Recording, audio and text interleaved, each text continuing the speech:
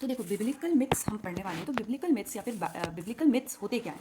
ये होती है ट्रेडिशनल सैक्रेड स्टोरीज, है ना। ट्रेडिशनल जो कि बहुत पुराने से चलती आ रही है, सैक्रेड मतलब पवित्र स्टोरीज जो कि बाइबल की होती हैं, ठीक है। अब ये कुछ एक्सप्लेन करती हैं, है ना, एक्सप्लेन करती हैं, कुछ क्वेश्चंस आंसर्स करती कुछ फंडामेंटल जो है क्वेश्चन आंसर करती हैं। जैसे आप पहले के लोग हैं, मान लो पहले के लोगों को मतलब पता नहीं रहता था, जैसे कि हमारी ओरिजिन ऑफ अर्थ की थ्योरी वगैरह, साइंटिफिक डेवलपमेंट होने से पहले कि ये धरती कैसे चालू हुई, है ना, आदमी कैसे आए, ऐसे क्वेश्चंस तो होते थे, लेकिन आंसर्स इनका पता नहीं रहता था। तो क्या आते थे, कुछ लोग आते थे और आपको एक नरेटिव देके चले जाते थे। तो ऐसे ही कुछ क्वेश्चंस का आंसर ये बिब्लिकल मिथ्स देते हैं, है ना। जैसे कि ओरिजिन ऑफ द वर्ल्ड, आपका वर्ल्ड का क्रिएशन कैसे हुआ, आपके ह्यूमैनिटी का एग्जिस्टेंस कैसे आया, पाप और पुण्य क्या है, सफरिंग क्या है, मोरल लॉ क्या है, डिवाइन जस्टिस क्या है, मतलब जितने भी ये फिलोसफिकल टाइप के क्वेश्चन हैं आपको इसके आंसर मिलेंगे बिब्लिकल मिथ से, ठीक है। या फिर बाइबल से, मतलब बाइबल ऐसे क्वेश्चन को आंसर करती है बिब्लिकल मिथ्स में, ठीक है। फिर ये देखो, लिटरेचर में, इंग्लिश लिटरेचर में या किसी भी लिटरेचर में हम मिथ्स को नहीं बोलते कि ये फॉल्स स्टोरीज हैं, है ना। मिथ मतलब झूठ नहीं कह देते हम, इंस्टेड हम मानते हैं इन्हें सिंबॉलिक नरेटिव, है ना, जो कि स्पिरिचुअल या फिर फंडामेंटल ट्रुथ को बताती है ह्यूमन एग्जिस्टेंस के बारे में। समझ में आई बात? मतलब सिंबॉलिक नरेटिव्स होते हैं, आपको ये बात ध्यान रखना है, जो कि मोरल या फिर स्पिरिचुअल आपको लेसन्स देते हैं, राइट। बिब्लिकल मिथ्स जो हैं हमारे ओल्ड टेस्टामेंट से आते हैं, specially from the book of genesis mostly. समझ में आ रही है आपको बात?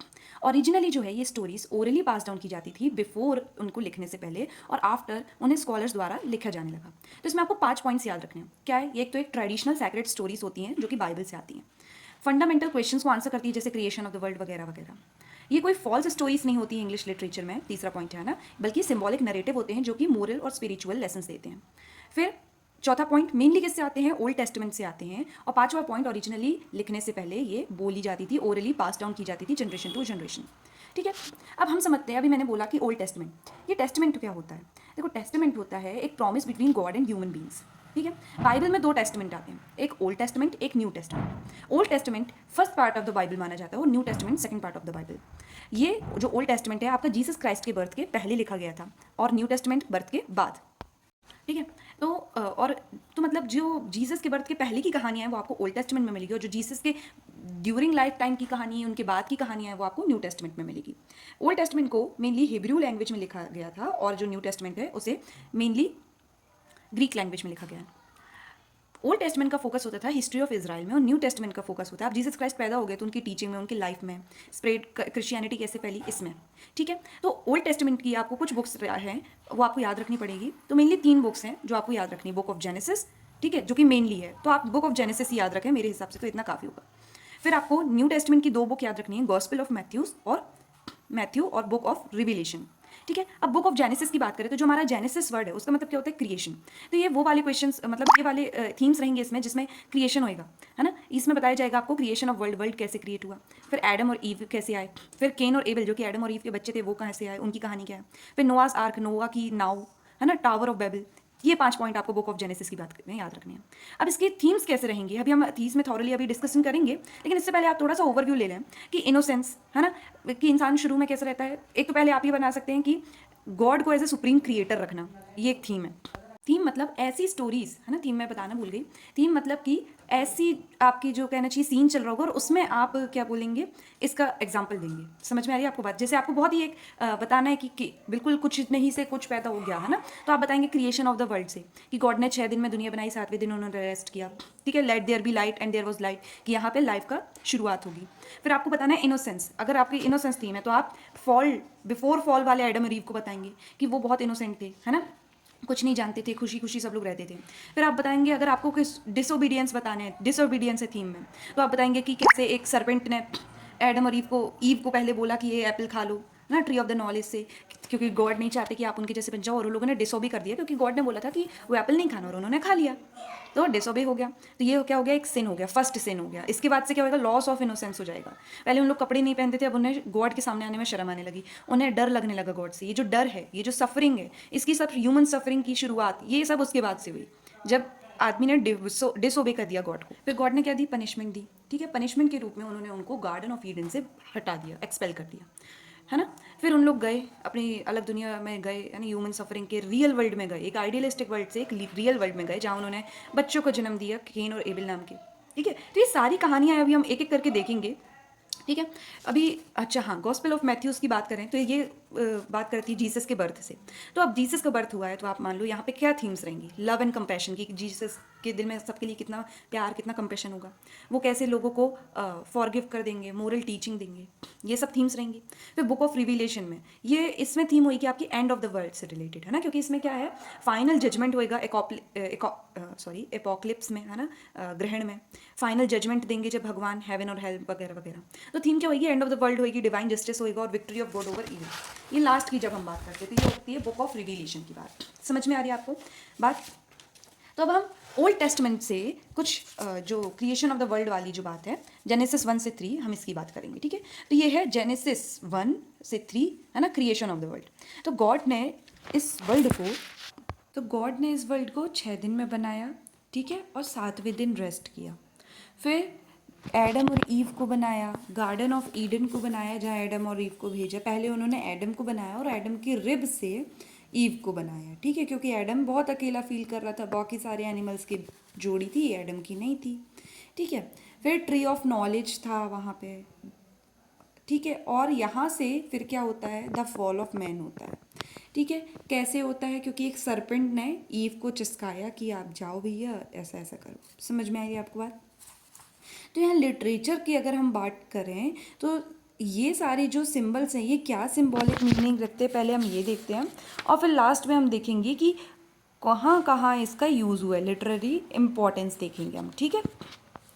तो पहला है कंसेप्ट ऑफ एक्स निहिलो, मतलब क्रिएशन आउट ऑफ नथिंग, ठीक है। ये क्या क्रिएट करता है, गॉड को, है ना, creates it, this concept establishes author as a God figure, कि आपका जो ऑथर है वो एक क्रिएटर है, वो एक गॉड लाइक है, कि वो नथिंग से क्रिएट कर रहा है, ठीक है। तो ये है concept of ex nihilo. Then second, tree of knowledge, ये सिंबलाइज कर रहा है आपको danger of intellectual pride, hubris, और मैड साइंटिस्ट फ्रैंकस्टीन, यहाँ पे यूज़ हुआ है ये कंसेप्ट, है ना, ये 2 जगह में, कि आपको इंटेलेक्चुअल प्राइड नहीं रखना, कि आप होशियार है तो आपको प्राइड नहीं रखना, ये डेंजर है ना। जैसे हमने फ्रैंकस्टीन में देखा, एक पागल साइंटिस्ट रहता है, हुब्रीस है, ठीक है। तो सरपेंट का सिंबल कभी यूज़ करते हैं ऑथर्स, टेम्पटर, जो आपको टेम्पटेशन दे रहा है, ट्रिक कर रहा है, ये सब में यूज़ करते हैं हम सरपेंट का, ठीक है, सिंबल। लॉस ऑफ पैराडाइज, कि ये सब सिन करने के बाद क्या हुआ, पैराडाइज का लॉस्ट हो गया, है ना, ये जो गार्डन ऑफ ईडन था उसका लॉस हो गया। तो ये नॉस्टैल्जिक थीम में जब आपको अपने घर की याद आती है, जब ऑथर को ये दिखाना रहता है, तो वो लॉस ऑफ पैराडाइज का बताता है, ठीक है। फिर एडेनिक आइडियल, ये क्या है, गार्डन ऑफ ईडन, ये जो गार्डन है ये रिप्रेजेंट करता है एक ऐसी स्टेट जो कि कहना चाहिए आपको बिफोर द फॉल वाली स्टेट है।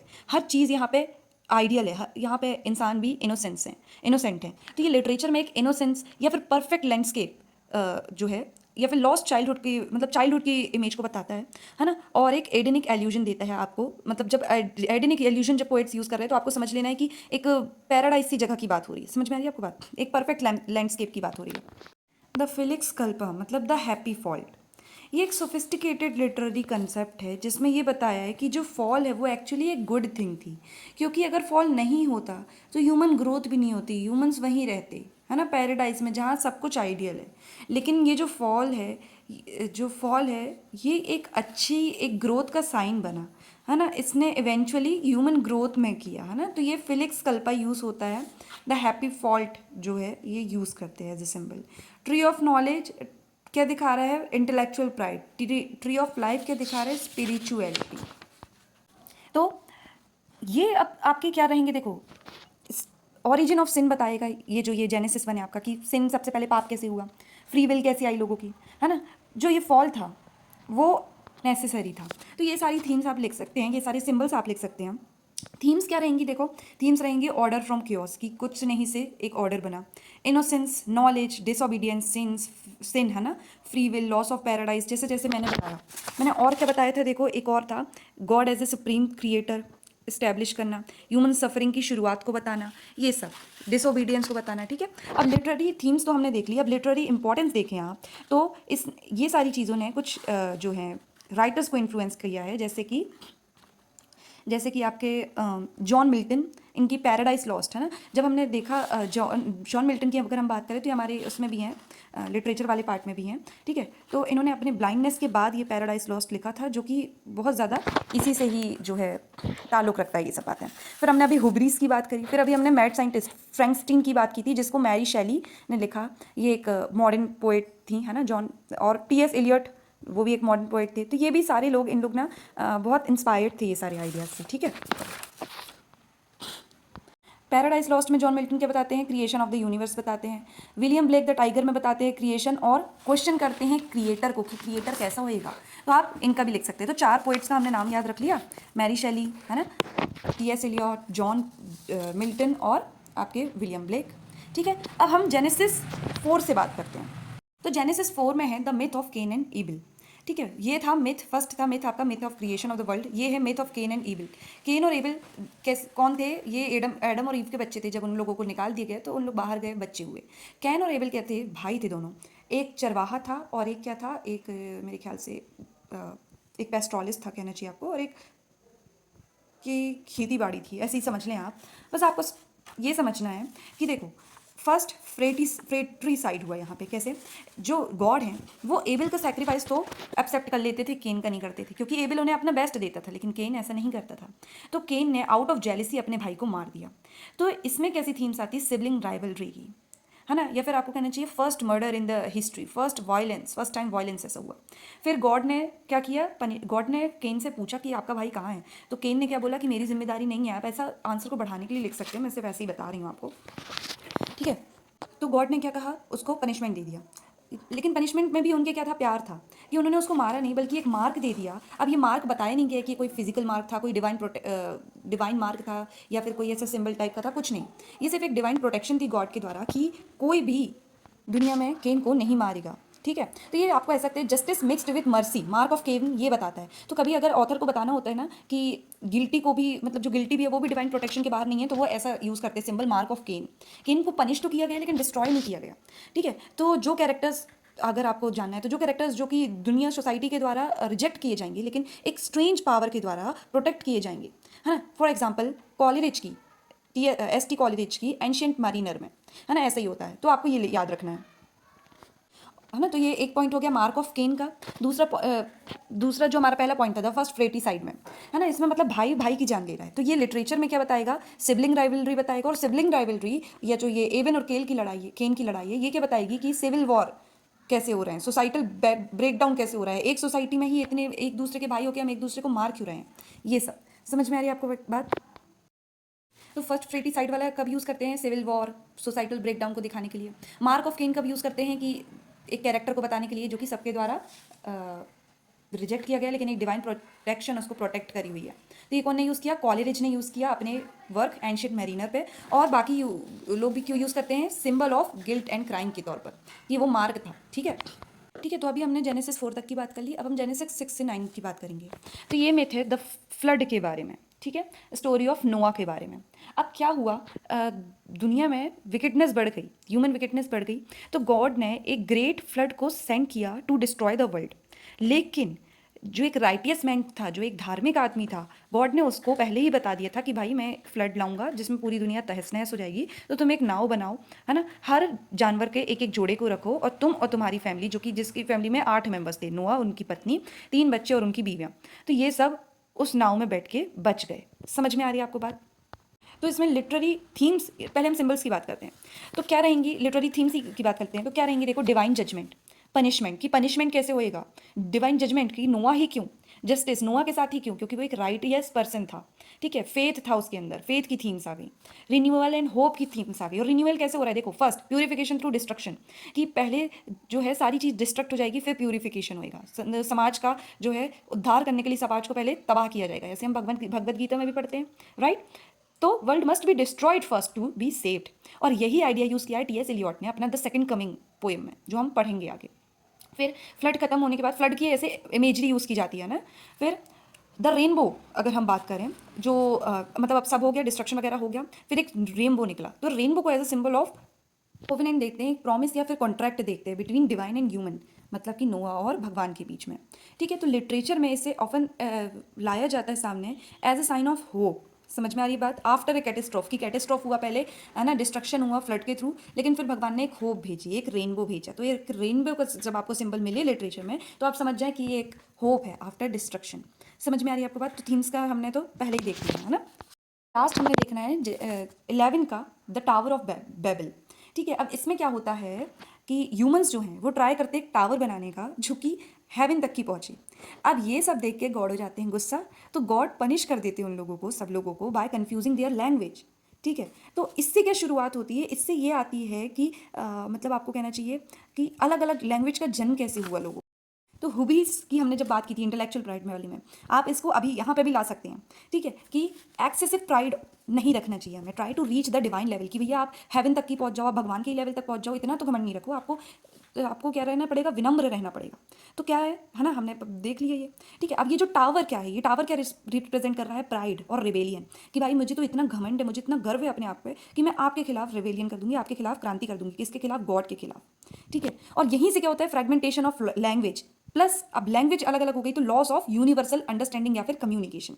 राइट, तो ये क्या बता रहा है कि हम लोग इतने एलियनेटेड क्यों हैं एक दूसरे से, है ना, क्योंकि हमें तो सेम भगवान नहीं बनाए, लेकिन भगवान ने ही हमारी लैंग्वेज को कंफ्यूज कर दिया। तो ये जो कंफ्यूजन, टावर क्या देख लिया हमने, बता दिया, एक लिटरेरी एग्जांपल भी आपने बता दिया hubris. With the confusion of tongue, ये यूज करेंगे, ये राइटर यूज करेंगे to explain the break down of communication. ठीक है, 20th सेंचुरी में स्पेशली कौन यूज करेगा, मॉडर्निस्ट राइटर्स, क्योंकि 20th सेंचुरी में आप देखो वॉर्स हुए, वर्ल्ड वॉर 1, वर्ल्ड वॉर 2, तो ये जो ब्रेक डाउन हुआ of communication, break down of society हुआ, एज ए ह्यूमन हम हार गए, हम फेल हो गए। तो ये क्यों हो रहा है, हम एलियनेटेड एक दूसरे से, वो भी इंसान है, हम भी इंसान है, तो ये मॉडर्निस्ट राइटर्स यूज करेंगे। ठीक है, अब थीम्स क्या रहेगी इसमें, ह्यूमन प्राइड की, हुब्रीज जैसे। ठीक है, फिर या फिर आपको कहना चाहिए फ्रैंकस्टीन जैसे, लिमिट्स ऑफ एम्बिशन, इसमें आप फ्रैंकस्टीन का डाल सकते हैं बाय मैरी शेली, कि हमें एम्बिशन रखना चाहिए, एम्बिशियस होना चाहिए, लेकिन कब तक की, क्या लिमिट होनी चाहिए हमारी। फिर ओरिजिन ऑफ लिंग्विस्टिक डाइवर्सिटी, ये इससे बताएंगे। मॉडर्न डे में हमारे एलिनेशन है, इससे बताएंगे हम। फ्रेगमेंटेशन ऑफ लैंग्वेज, इससे बताएंगे हम, जो कि मॉडर्निस्ट लिटरेचर में यूज किया जाता है। ठीक है, अब देखो लिटरेरी एग्जाम्पल देखो, हुब्रीज, फ्रैंकस्टीन, और तीसरा टीएस एलियट की द वेस्टलैंड। इसमें क्या है, बैबल लाइक मल्टीलिंग्विज्म का यूज किया गया है to show a fractured world. अब देखो टीएस एलियट भी एक मॉडर्निस्ट राइटर थे, समझ में आ रही है आपको बात, तो ऐसे आपको कनेक्ट करके चलना पड़ेगा। ठीक है, तो ये सारी चीज़ों का, टावर ऑफ बैबल हो गया और कन्फ्यूजन ऑफ टंग्स हो गया, ये सबको आप सिंबल्स की तरह यूज़ करेंगे। और इसी के साथ हमारा ओल्ड टेस्टमेंट पूरा खत्म होता है। ठीक है, फिर हम अब अगली वीडियो में न्यू टेस्टमेंट की बात करेंगे।